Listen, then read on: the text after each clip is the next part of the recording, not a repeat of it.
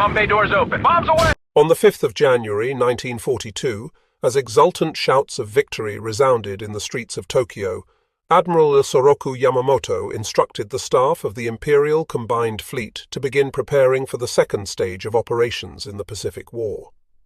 His study of the situation, reports on the Philippines, Malaya, and points south, indicated that Japanese troops in a few months would be in control of East Asia and the other areas they had attacked in December. So Yamamoto told his Chief of Staff, Matome Ugaki, that he wanted the plans to be completed by the middle of February. The speed with which the Japanese had conquered the Western Pacific astounded the planners in Tokyo and brought about sharp disagreement within the Imperial General Staff. The ardent military nationalists wanted to press on as long as Japan was victorious, no matter how far afield such planning led. Another group, represented by Admiral Yamamoto, had been less than enthusiastic about the opening of war with the United States and Britain and worried about the future. One reason Yamamoto was at sea aboard the Combined Fleet flagship Yamato was that friends on the Imperial General Staff had worried that if he remained in Tokyo he would be assassinated because of his public opposition to unlimited war.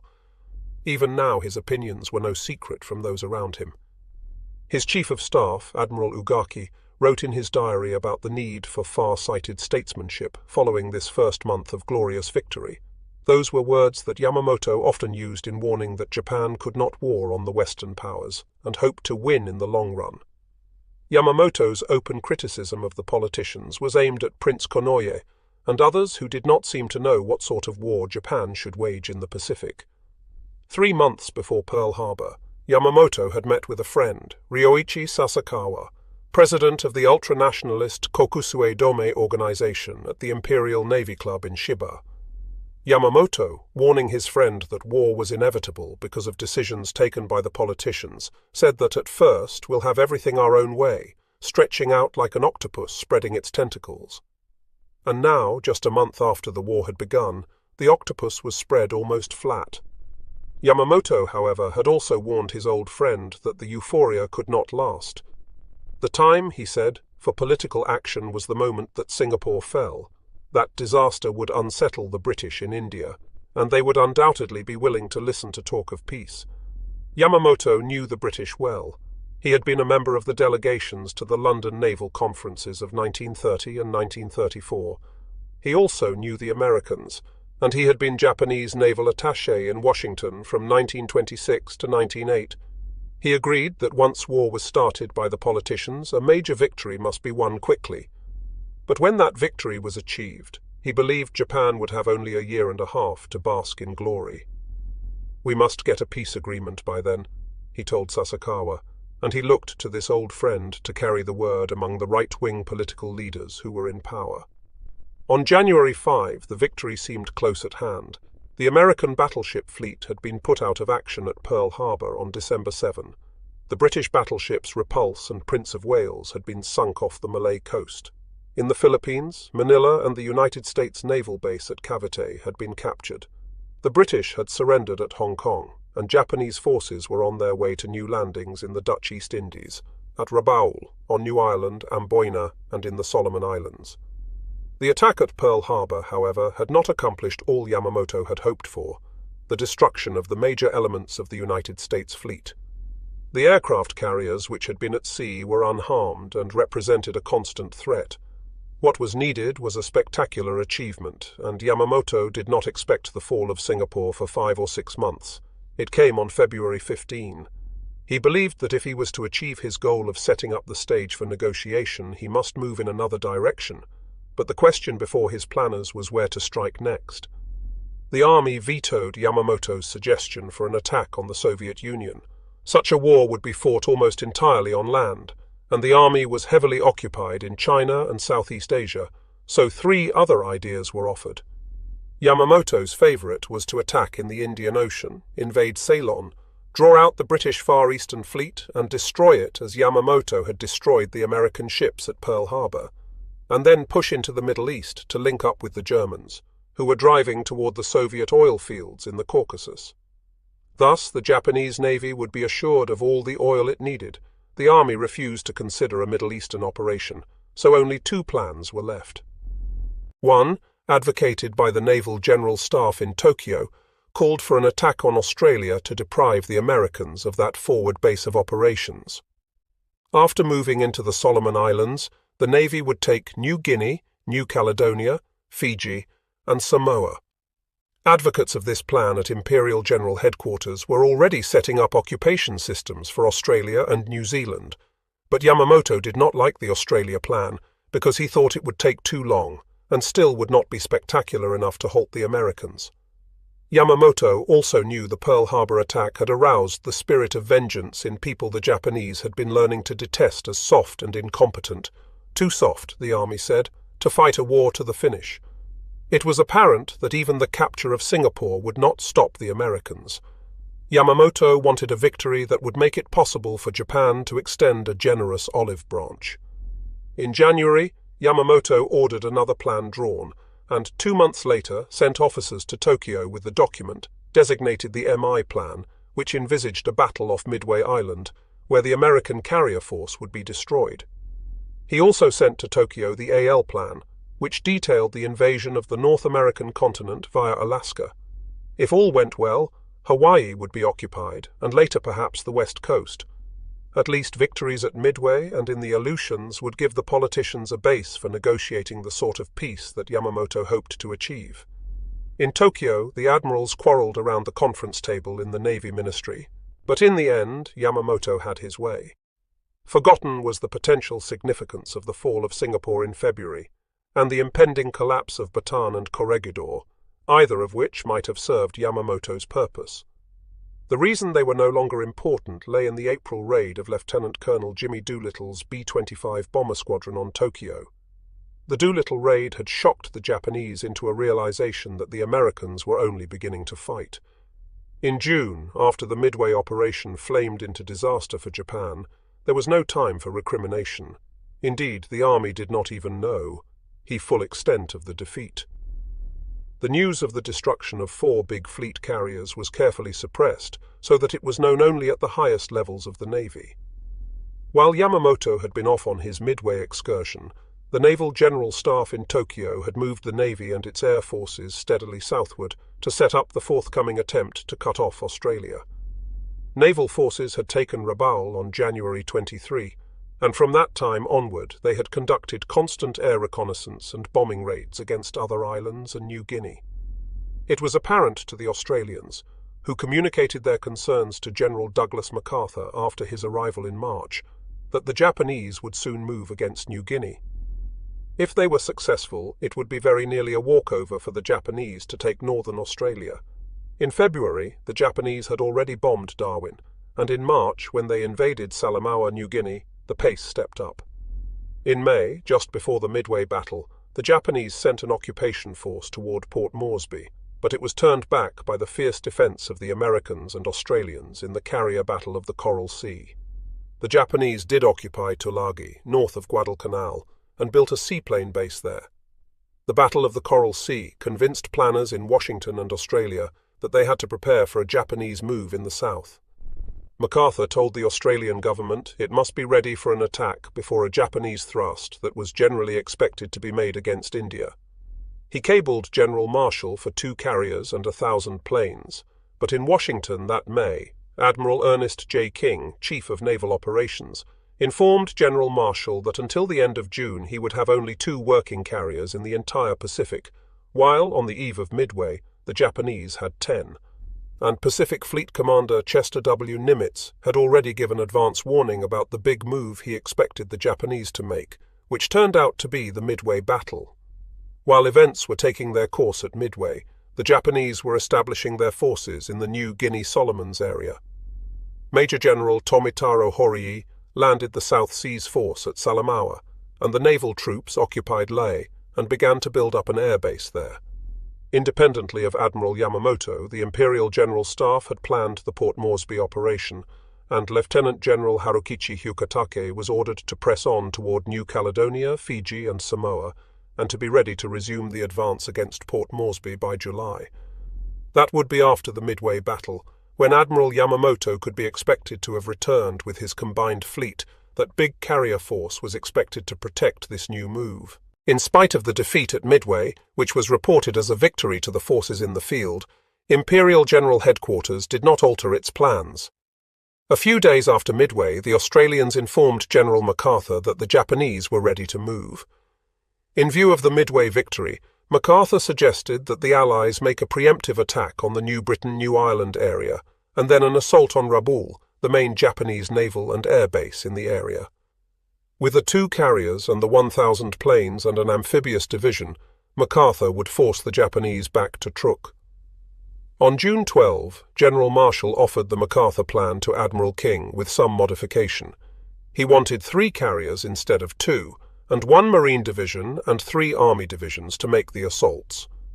Admiral King opposed the idea, because it would put MacArthur in command of the fighting. King's other reasons were supplementary. The carriers would be subject to land-based attack, and they would not have enough protection. As it turned out, the Navy had to cope with both of these tactical problems at Guadalcanal. King devised his own plan, a drive from the New Hebrides by forces under Navy command. MacArthur objected to having his army forces serve under the Navy, but nobody could deny the necessity of stopping the Japanese before they took New Guinea and were poised to attack Australia. The problem for the Joint Chiefs of Staff was who was going to command the operation. They gave Phase 1 the primary task of taking the Santa Cruz Islands, Tulagi, and adjacent positions to Admiral King. Guadalcanal was just a spot on the map with no known tactical or strategic value. It did not even merit a name in this JCS plan. General MacArthur was thrown a SOP. After Phase 1, he was to take over and mop up the Japanese in the rest of the Solomons, Rabaul, and New Guinea. Admiral King was given his way because the Joint Chiefs of Staff recognized that King had already planned a defense line down the Pacific to protect Australia, and his plan would need relatively less force than MacArthur's.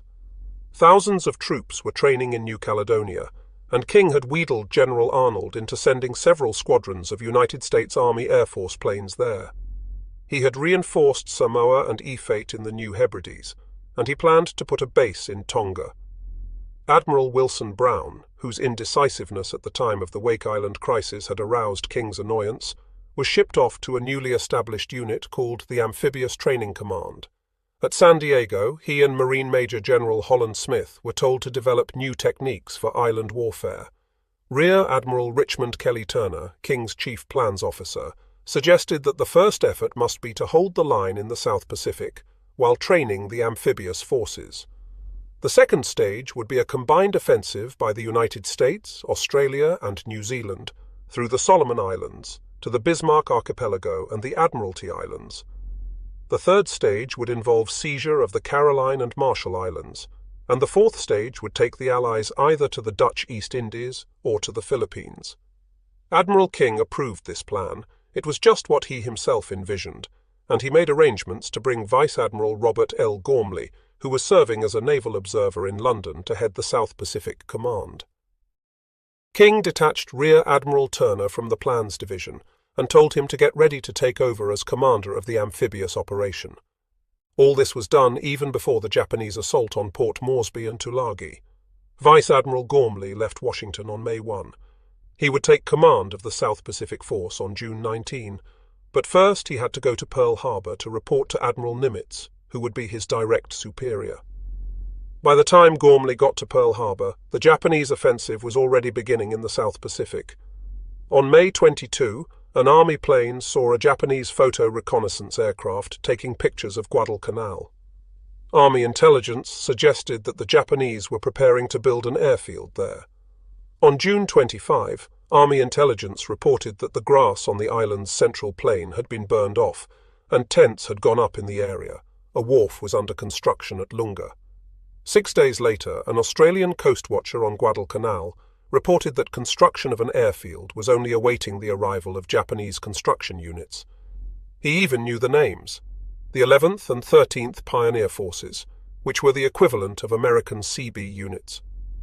This information was confirmed in a radio interception made by Nimitz's intelligence officers at Pearl Harbor. The Pacific Fleet's radio intelligence group, which had broken parts of the Japanese naval code, picked up a message saying that the 11th and 13th Pioneer Forces would arrive at their destination on July 4, and Fleet intelligence put 2 and 2 together. Admiral Turner happened to be visiting Pearl Harbor that day on his way to prepare for the amphibious landing somewhere in the South Pacific.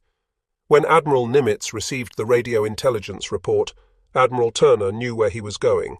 It could be no place but the Solomons.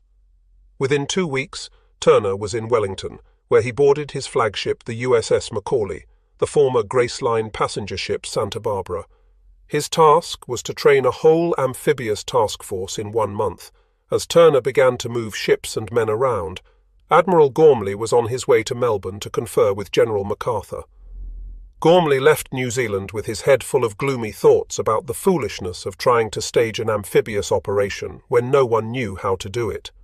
MacArthur, who had his own reasons for disliking the plan, agreed with him entirely. They also agreed that with the planes at hand, they could not guarantee the landings sufficient air coverage. After all, this meeting occurred on July 18, and the landings were to be made in 3 weeks.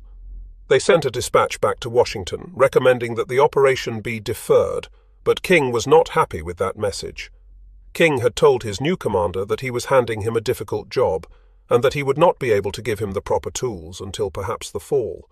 The answer was no, the invasion would proceed as planned. Now Gormley had left Washington convinced that the United States was not ready for aggressive action in the South Pacific. His gloom increased when he tried and failed to get Seabees and other units sent immediately to New Zealand. From the beginning, the Guadalcanal invasion plan was notable for failures of intelligence.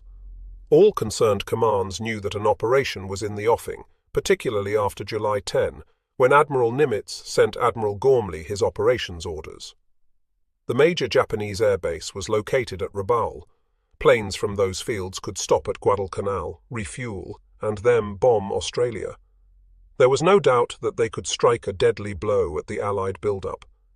But on July 10, the Allied Intelligence Service's report reaching King contained only a casual comment about airfield construction at Guadalcanal, and a few days later a report located the field on the wrong side of the island. By the end of July, the Japanese had completed the airfield, and back at Combined Fleet Headquarters in Japan, Admiral Yamamoto gave orders that the first staged mission would leave Rabaul on August 14.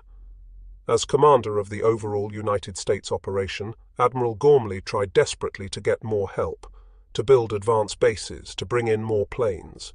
But everywhere he turned, he learned the truth of Admiral King's assertion that he would not be able to provide Gormley with proper tools. The supplies of the invasion forces, for example, were loaded hodgepodge aboard the transports. At Auckland there were plenty of docks, so that the ships could have been unloaded and reloaded with supplies in the order of their intended use. Instead, the ships were sent to Noumea, which had no such facilities, and Admiral King had at least a general idea of the difficulties, but there was not time for delay. King knew better than any of his subordinates the absolute necessity of stopping the Japanese before they got to Australia. The timetable remained. By late July, the rush was on, and 17,000 Marines were moving by troopship from California, Pearl Harbor, Noumea, and Samoa. Admiral Gormley was too busy to hold a conference of his commanders, but on July 28, Admiral Frank Jack Fletcher, who was supposed to be in tactical command, called a meeting aboard his flagship, the carrier Saratoga. For the first time, the tactical unit commanders met to talk about the invasion, and Admiral Fletcher was to protect the invasion with his task force. Admiral Turner was to deliver the troops of Marine General Alexander Vandergrift. Once the Marines had taken the island, garrison troops would be brought in, but so hastily was this operation called that no one had made provision for any troops to be held in reserve. There were no more men available in the South Pacific. The meeting on the Saratoga was not a happy one. Fletcher began by announcing that he would protect the landings at Guadalcanal for only 2 days. He insisted, and Gormley's staff members at the meeting concurred, that the carriers must not be risked. Fletcher was gun-shy because he had lost the Lexington at Coral Sea and the Yorktown at Midway. His thinking went no further than that. In fact, Fletcher said at the meeting that the whole operation was cockeyed, hasty, and doomed. Admiral Turner, who had a better idea of the global military picture than any other man in the cabin that day, chided his superior. There was no point in that sort of argument, he said, and the decision had been made to risk all. It was their job to carry out orders. Fletcher ought to have known all that. After Coral Sea, Admiral King had been so displeased with Fletcher's constant avoidance of action that he had insisted Admiral Nimitz ascertain the condition of Fletcher's fighting spirit. Nimitz was a kindly man, and he liked Fletcher. He had given the carrier commander a pep talk, and then, when the Battle of Midway was won, Fletcher, who was in command there, could hardly be faulted. But on the eve of the first American offensive operation, to warn the troops and the men of the support ships that he was going to desert them in 48 hours was a most inauspicious beginning. The rehearsal for the Guadalcanal invasion was staged on July 28 and lasted 3 days. The scene was Coro Island near Fiji. Only a third of the assigned troops managed to get ashore, and when they did, they didn't know what to do. General Vandergrift regarded the mock-up as a complete bust, but there was no time even to second-guess. On July 31, the Marines were back aboard the transports, heading for Guadalcanal. On the afternoon of August 6, as the task force of 75 ships neared the Solomons, Admiral Fletcher nervously broke away with his carriers. He would have his planes over the landing force as promised, but the 26 ships of the carrier group were being taken as far from harm's way as possible. If American intelligence was so faulty as to permit the Japanese build-up of the airfield at Guadalcanal, Japanese intelligence was faultier, for as the United States invasion fleet massed in the South Pacific, the Japanese had no inkling of a forthcoming attack. In July 1942, the Japanese army was preoccupied with trying to capture New Guinea as a staging point for its operations against Australia and New Zealand. Major General Tomitaro Horii's South Seas force landed 2,000 troops near Buna. After capturing Buna, the Japanese planned to construct airfields there as a prelude to a new attack on Port Moresby, so in July, Japanese air power was concentrated against Port Moresby. Bombers and fighters swept over the piers and airfields nearly every day. After the Japanese landings, the Japanese AI forces were also called on to support the beachhead, and in the early days of August, their attention was fixed on the new drive. The combined Australian and American Air Force responded with raids on the Japanese air bases at Lae. During these preparations, Admiral Yamamoto's flagship Yamato was anchored at Hashirajima in Japanese waters. In a leisurely fashion, he was preparing for the forthcoming air operations over Australia, and he would see then what action was to be taken next. In preparation, on August 3, the naval air groups stationed at Lae were brought back to Rabaul to be ready for the Guadalcanal operations that would begin the following week. During the first week of August, the South Pacific skies were cloudy, and only a handful of Japanese search planes took to the skies. None of them found the American armada that was steaming toward Guadalcanal. The Japanese airmen flying out of Rabaul were surprised to encounter American carrier aircraft in the skies around Buna. They had been told that the United States carriers were destroyed at Midway. The pilots assumed that the carriers were operating with Australian forces that had marched across the Owen Stanley Mountains. Actually, they were training for the Guadalcanal invasion. No one in the Imperial High Command or in the field suspected a forthcoming invasion. After their 8 months of continuous victories, it was hard for the Japanese to believe that the Allies could launch a seaborne invasion. Had the idea been suggested, they would have agreed with General MacArthur and Admiral Gormley that such an invasion had almost no chance of success.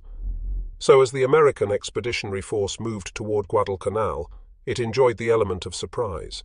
On August 4 and 5, the 75 ships steamed on under an overcast sky, and on August 6 the fleet moved through rain squalls almost all day long, but as dawn rose on the morning of August 7 the sky cleared, which meant the carrier planes would have good visibility for their attacks. The fleet went to general quarters at 5:30, and at 6 o'clock the carriers launched their first strike. The planes from the Wasp, Saratoga, and Enterprise were assigned targets on Guadalcanal Island, Tulagi, Gavutu, and Tanambogo. The Japanese had established a seaplane base on Gavutu and Tanambogo, which were connected by a causeway. The Japanese planes had been kept down the day before by bad weather. Admiral Fletcher's task force reported one unidentified aircraft during the day, but whether it was Japanese or a plane from General MacArthur's command was undetermined. In any event, the Japanese were not aroused until 6:12 a.m. when the communications headquarters at the Tulagi seaplane base sent a frantic message announcing the attack. The radio message went to the 4th, 6th, and 8th Fleets, Admiral Yamamoto, and Imperial Headquarters. It was simple and succinct. Enemy heavy bombardment in progress, the weather had cleared, and the carrier planes flew off into scattered cumulus clouds in the light of a quarter moon. The fighters and bombers moved off on their appointed missions. 8 fighters, led by Lieutenant L.H. Bauer, took off from the Enterprise to attack Guadalcanal's aircraft, PT boats, troop installations, and supply dumps. They found no aircraft and no PT boats, and they did strafe the buildings on the airfield at Lunga Point. Meanwhile, another 8 fighters from the Enterprise maintained a combat air patrol over the transports from 6 until 8 o'clock, when they were replaced by others. Bombers began to hit Tulagi and the Lunga Point area, but no enemy air activity was seen all morning. The Americans had it all to themselves, and the only planes damaged were those hurt in operational accidents. Planes from the other carriers struck the seaplane base at Gavutu. The surprise was complete. The American planes arrived and began bombing and strafing the seaplanes in the water. They destroyed 9 float planes similar to the Zero, 1 4-engine Kawanishi flying boat, and 8 seaplanes that doubled as search planes and bombers. A few Japanese pilots who tried to take off were shot down before they were airborne. Not a single Japanese plane at Gavutu survived the attack. Other carrier planes hit Japanese troop concentrations on Tulagi. Some struck targets on the beaches that the Marines would soon invade. Before dawn, the Marines on the decks of the transports could see the high mountains of the island that was their objective. The transports slipped through the narrow neck that runs between Guadalcanal and Savo Islands into Sealark Channel. As dawn rose, the guns of the escorting warships fired, and flashes of light illuminated the fleet. There was virtually no answering fire. The bombardment from the cruisers and destroyers accompanying the troopships started fires along the shore. An oil dump exploded, sending flames leaping into the sky. At 8 o'clock, after 2 hours of bombing and shelling of the island, the landing craft began to move toward the north shore east of Lunga Point. The Marines were nervous. Neither they nor their officers had any practical experience in such a landing, for this was the first American amphibious invasion since the Spanish-American War. At 9 o'clock, troops were landing on Guadalcanal. They met no resistance because the Japanese had fled into the hills. The going was ridiculously easy. The Marines soon saw how completely they had surprised the enemy. They came across wooden barracks that had never been slept in. They found a tent with a breakfast table full of platters and bowls of meat, rice, and cooked plums. There were half-filled rice bowls scattered around, chopsticks hastily dropped on the table or on the straw mats of the floor. The tents themselves told why the Japanese had left so rapidly. They were torn by shrapnel, and some were knocked flat by the shelling of the naval vessels before the landing. But any Marine who felt like celebrating over the ease with which they had taken their early objectives had some shocks coming. It was true that the Japanese had been surprised on Guadalcanal, and they had not dug in yet, nor created permanent fortifications, because most of the men were construction troops, not fighting men. But over on Tulagi, Lieutenant Colonel Merritt Edson's 1st Marine Raider Battalion and the 5th Battalion of the 2nd Marines had encountered stout resistance. About 250 Japanese were located on this island. The Japanese were troops of the Yokohama Air Base Detachment under Captain Hasike Miyazaki. They were experienced and dedicated fighters. Edson's 1st Raiders were the toughest American troops in the Pacific. They were all volunteers, chosen from the ranks of a force known for its fighting qualities. The Raider concept had come from Lieutenant Colonel Evans Carlson's recommendation for creation of a commando force, and Carlson's experience had included a service tour of several months with the Chinese Communist 8th Route Army in its guerrilla struggles against the Japanese in North China. Edson's Raiders had trained for many months under Spartan conditions, and when they came to Guadalcanal, they already had a powerful reputation. As it turned out, they would need every trick they had learned and would learn some new ones. This invasion was the first contact between highly trained American troops and seasoned Japanese veterans since the war had begun in December. The Japanese had a reputation even more fearsome than that of the Raider battalions, gained through the phenomenally rapid march of their forces through the Philippines, Malaya, and the East Indies. For months, Tokyo had crowed over its victories, and half the world had come to believe the Japanese were invincible, a reputation the Imperial High Command was pleased to encourage. Tulagi, then, was in a sense the first testing ground. Edson's troops landed at 8:15 a.m. on the northwestern part of the island, and at the beginning the going did not seem much harder than it was on Guadalcanal. They encountered some resistance from a few outposts. The northwest part of Tulagi was covered with thick jungle, small trees, vines, and bougainvillea, with its beautiful leaves and sharp thorns. At first, the terrain seemed to be the worst obstacle. Edson lost only one man, and that one to a sniper as the Marines hit the beach.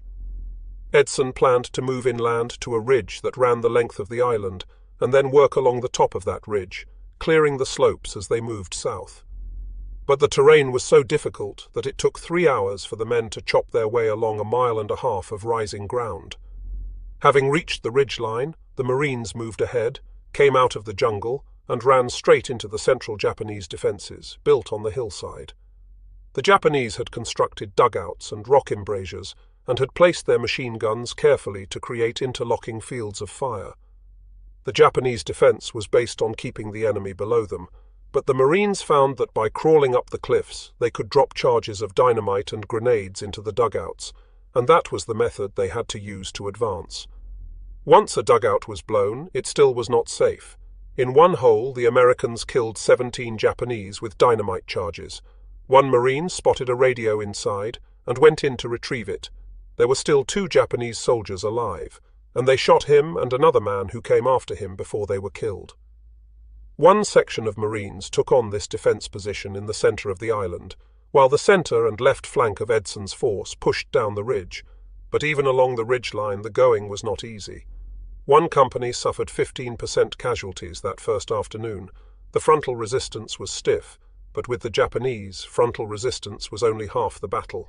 Snipers seemed to be everywhere, tied in trees, in the tops of buildings, behind rocks. A favourite tactic of the snipers was to let the forward element of a Marine unit pass, and then begin shooting at the men from behind. This move almost always meant death for the sniper, but usually not before he had caused several casualties. And one thing the first raiders learned that day was that the small .25 caliber Japanese rifle and machine gun slug were more apt to wound than to kill, which from the Japanese point of view was satisfactory, since it took additional troops and resources to care for the wounded. During the afternoon, the raiders drove along the ridge until they ran into a 3-sided ravine, whose floor was an old British cricket field. The Japanese had dug into the ravine walls and established the fields of fire that would become so familiar in later months. As the Marines moved up, they ran into crossfire, and Edson stopped because darkness was coming, and this was no time to be probing known dangers. That night, the Marines on Tulagi had another new experience. The Japanese, knowing they were outnumbered with no chance of survival, staged one of the desperate counterattacks for which they would become infamous. They waited until the Marine perimeter was quiet. Then at 10:30 a.m. they broke through between 2 companies and surrounded one of them. The Marines fought in their foxholes and in the open, using guns, machine guns, grenades, and knives.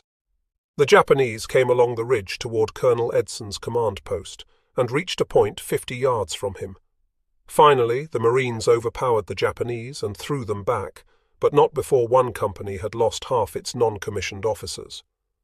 The next day, August 8, more troops were landed on Tulagi, until there were 7,500 on that side of Sealark Channel. Edson's raiders and men of the 5th Battalion of the 2nd Marines began moving again toward the southeastern end of the island.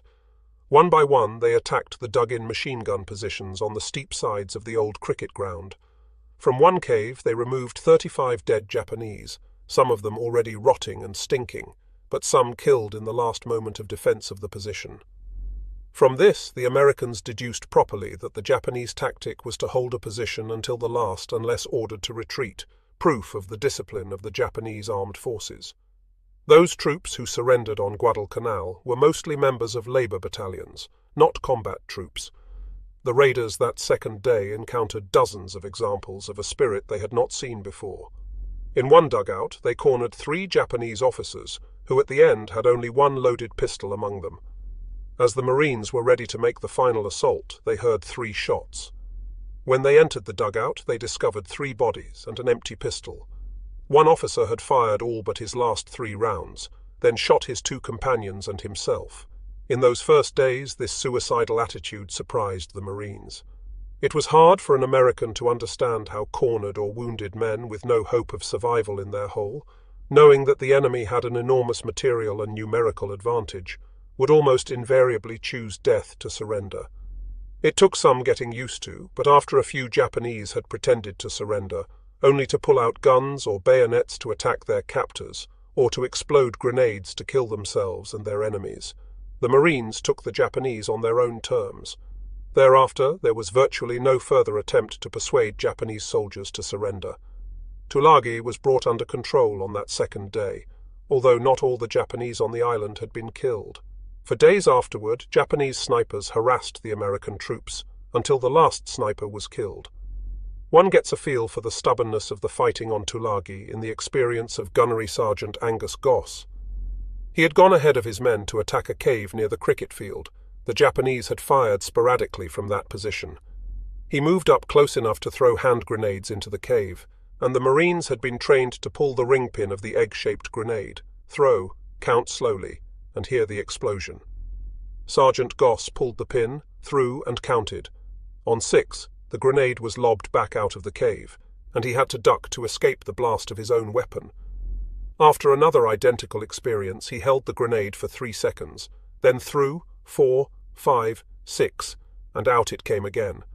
Sergeant Goss called for a satchel charge, a bag filled with dynamite, usually used to blow buildings. He thrust in the charge, primed it, and ran back a little. The Japanese thrust the charge out of the mouth of the cave. The dynamite exploded and drove a rock splinter into Goss's leg. The wound was not serious enough to fell him, but it hurt enough to infuriate him. He picked up his submachine gun and dashed into the cave, spraying fire. He killed 4 Japanese soldiers and counted 8 others who had died earlier. If possible, the fighting on Gavutu and Tanambogo was worse than that on Tulagi.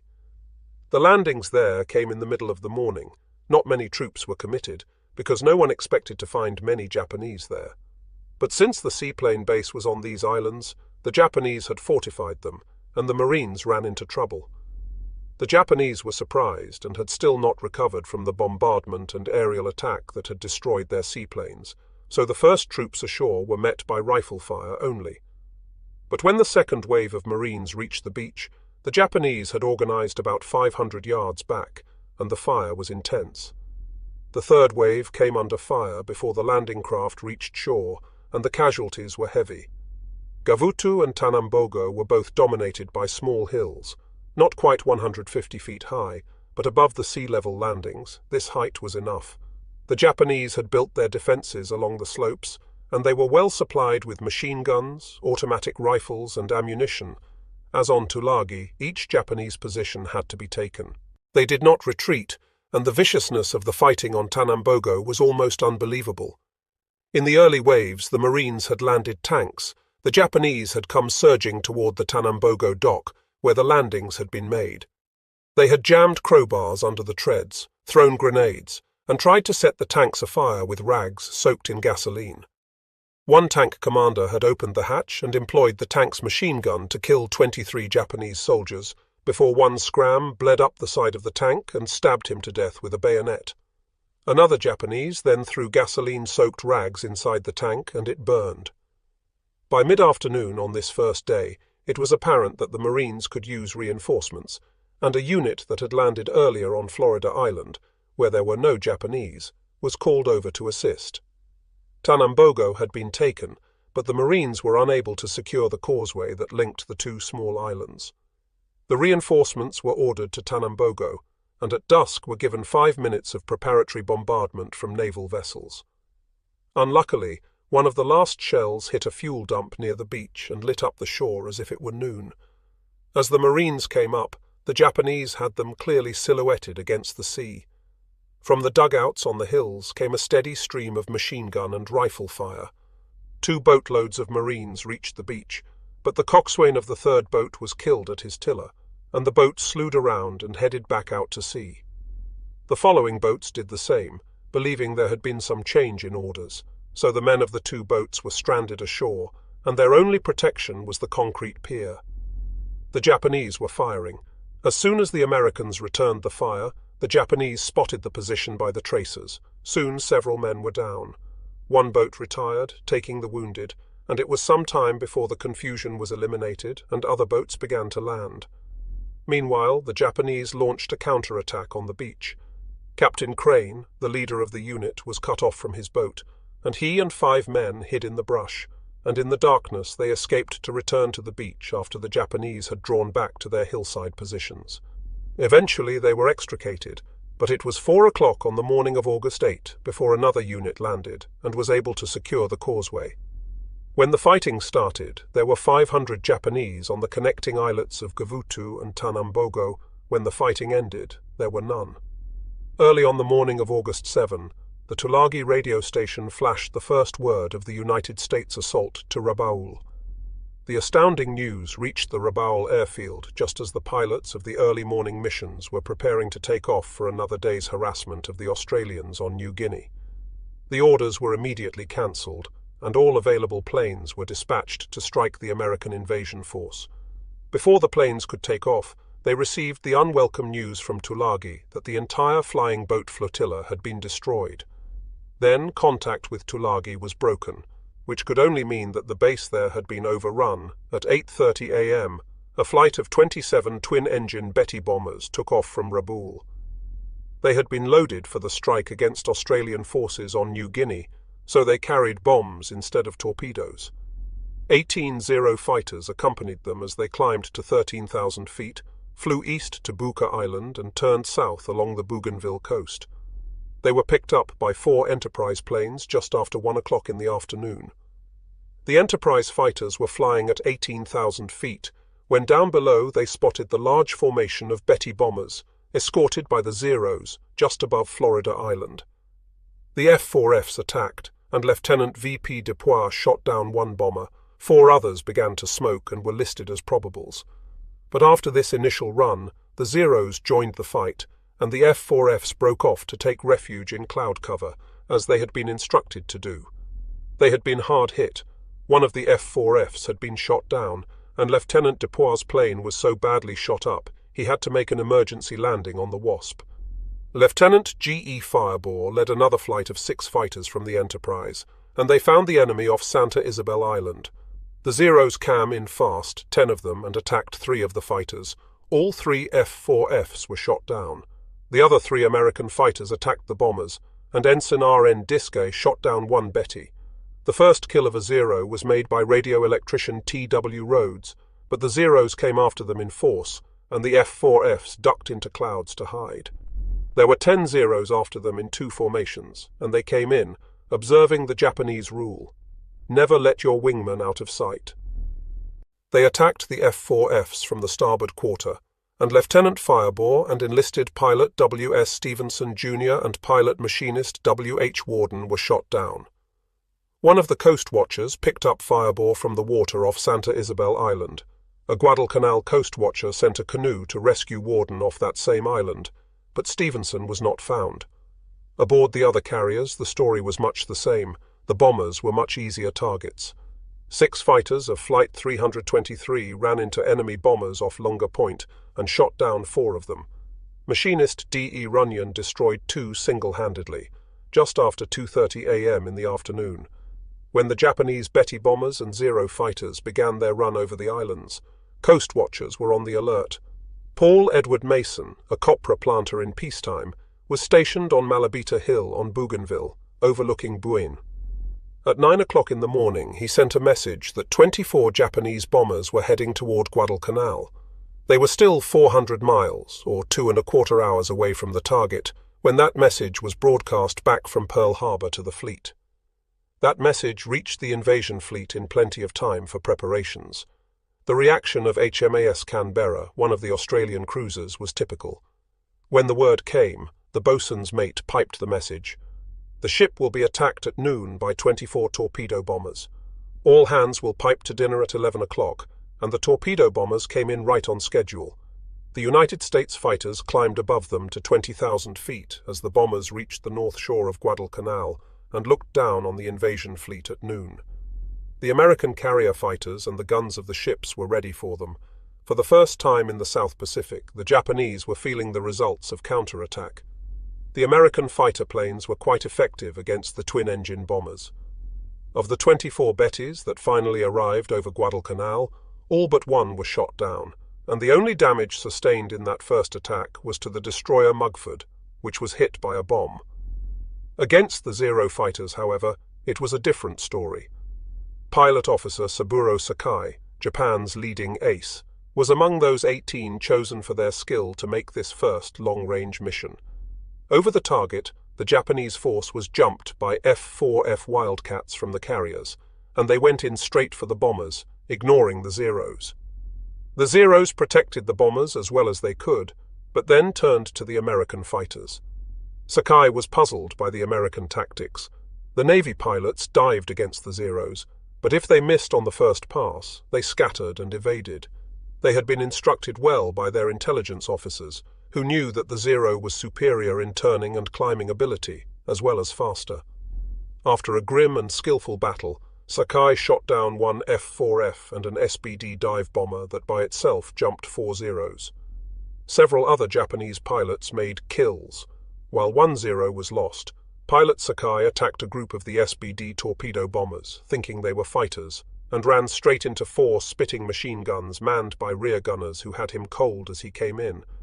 His Zero was badly smashed and he was seriously wounded, yet he managed to fly the plane back to Rabaul and land it before collapsing.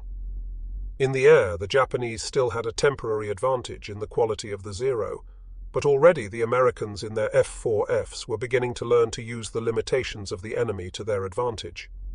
The matter of control of the air was obviously going to be hotly contested. At this particular moment, the Americans had the advantage of propinquity with the carriers close offshore, but the Japanese had the advantage of numbers at Rabaul, and the American effort was seriously hampered by the superiority of the Japanese Zeros over the American fighters. The carrier pilots were flying the F-4F Wildcat, which was not as fast or as maneuverable as the Zero, and the Japanese could fly rings around them. The one advantage of the F-4F was its sturdy construction and armor protection, all that was needed to keep the ratio of lost planes as low as it was for the Americans. At Rabaul, the Japanese recovered rapidly from the surprise of the American invasion, but the problem for the Japanese fighters was the 1,100-mile round trip. For that reason, on the first day, Commander Nakajima, the leader of the fighter squadron, had resisted demands by higher authority that all Zeros available be sent into the fight, and had dispatched only his most experienced flyers. He was soon to be sending others, and the losses grew more serious, largely because of the vast distances to be traversed. By nightfall of the first day, the United States invasion seemed secure. The American troops had moved up near the airfield and had not encountered any substantial resistance. One prisoner was captured, and he indicated that there were only about 600 combat troops on the island and 1,400 laborers, and that they had fled to the opposite side. Admiral Turner had moved 11,000 Marines ashore, and vast piles of ammunition, food, and other supplies crowded the beaches. General Vandergrift had noticed that the beach force was unable to assimilate the supplies, but fearing that the carriers would soon move out, he was glad to see the supplies still coming in. He did establish a second beachhead, but it was soon crowded as badly as the first. At 8:40 a.m. on the morning of August 8, Coast Watcher Jack Red at Buka Passage spotted 45 Japanese dive bombers that had taken off from Kavieng. 30 minutes later, Pearl Harbor repeated the broadcast to the ships. The carrier planes attacked and destroyed many of the enemy bombers, but on this day the United States ships did not escape unscathed. A blazing bomber dived into the deck of the transport George F. Elliott and set it afire. One dive bomber sent a torpedo into the destroyer Jarvis, putting it out of action. That morning, the planes of the Enterprise and the other carriers took off on their missions and found the skies clear. They strafed and bombed troop concentrations along the Tenaru River, and they worked over the airfield again. At about 10 o'clock, 3 fighters from the Enterprise discovered a group of Japanese torpedo bombers coming in low over the surface of the water to attack the transports. The Americans jumped them. Machinist Runyon shot down 1 bomber and 1 fighter, Ensign V.H. Rouse shot down 2 twin-engine torpedo bombers, and Ensign J.D. Shoemaker shot down another. That was the end of the air activity for the day. At nightfall, the Enterprise's Fighting Six counted its losses. 6 pilots shot down by Zeros. The Japanese Zero fighters still had the edge in experience and aircraft, but the American pilots were already beginning to learn tricks of the trade. The commander of the Enterprise Air Group concluded that the Zero had 2 major weaknesses: limited firepower and inability to withstand punishment. Because of the Zero's superior rate of climb, maneuverability, and fuel capacity, the F-4F pilots were warned to stick close together, and when attacked, each 2-plane element should set up a scissors movement, constantly turning toward each other. Thus, the pair of F-4Fs could concentrate their superior firepower on the enemy, while they knew their own planes could absorb an enormous amount of punishment. On the ground, the Marines fought fierce Japanese opposition on Tulagi, Gavutu, and Tanambogo. On Tulagi, they suffered 90 casualties, but took control of the island by the end of the second day. The Japanese garrison of 250 men fought to the end. 200 men were killed, 3 surrendered, and the rest swam the strait to Florida Island to continue fighting. On Gavutu and Tanambogo, the Marines suffered 250 casualties. The 500-man Japanese garrison was wiped out to the last man. The fierceness of this fighting on Tulagi was in sharp contrast with the easy advance of the Marines on Guadalcanal. There, on the morning of August 8, the Marines reached the edge of the airport they would name Henderson Field. After a flyer killed at Midway, they were beginning to develop a contempt for the enemy. "I wish those fucking Japanese would come out and fight," one Marine said within the hearing of Richard Tregaskis, the international news service correspondent who had accompanied the invasion. "All they do is run into the jungle. On the surface, then, the Marines couldn't ask for a finer war, but the officers were edgy that second afternoon. It was too easy." At sea, the Americans apparently had no opposition either. A few Japanese patrol craft and tenders and 1 or 2 transports had been caught off the shore, and they had been destroyed in the first hours of the invasion by shelling and bombing. Only in the air were the Japanese giving the Americans pause. Most of those first waves of bombers were destroyed, but the cost of meeting the Zeros was 21 of Admiral Fletcher's 99 carrier planes. That loss, not high by operational standards, convinced Fletcher that his decision to withdraw was sound. At 6 o'clock that evening, Fletcher asked Admiral Gormley to allow him to withdraw his carriers. He withdrew before he had a reply.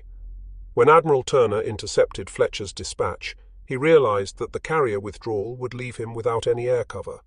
The number of Japanese planes could be expected to increase sharply as the enemy brought down more aircraft through the island chain. As Fletcher began to withdraw, the Japanese were moving in force. When the word invasion had been flashed from Guadalcanal to Rabaul, Vice Admiral Gunichi Mikawa had reacted immediately. Admiral Mikawa was commander of the Japanese 8th Fleet and the Outer South Seas Force, which meant he had the responsibility for the whole South Pacific operation. His first move was to load 6 small transports with troops and dispatch them with destroyer escort to reinforce the 2,000-man Guadalcanal garrison. But the convoy ran into the American submarine S-38, which was operating out of Australia following the fall of the Philippines.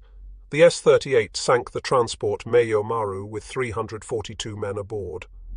The sinking, coupled with the reports of the enormous American invasion flotilla, persuaded the admiral that it was too dangerous at the moment to try to reinforce the garrison, and he called back the other 5 transports. By that time, Japanese naval assistance was already on the way to Guadalcanal. Admiral Mikawa had been lucky in the matter of timing. Early on the morning of August 7, as the Tulagi garrison sent its last message, 5 heavy cruisers left Cavien on the northern tip of New Ireland. 3 of them were headed northeast for Manus Island in the Admiralty Group, and 2 were bound for Rabaul. Admiral Mikawa soon ordered all 5 cruisers to hasten to Rabaul. Shortly after noon, the cruiser Chokai, accompanied by a destroyer, moved into Simpson Harbour.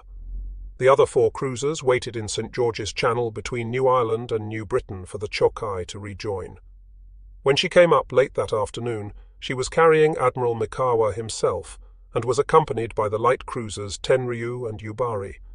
So the Japanese moved toward Guadalcanal with 5 heavy cruisers, 2 light cruisers, and a destroyer.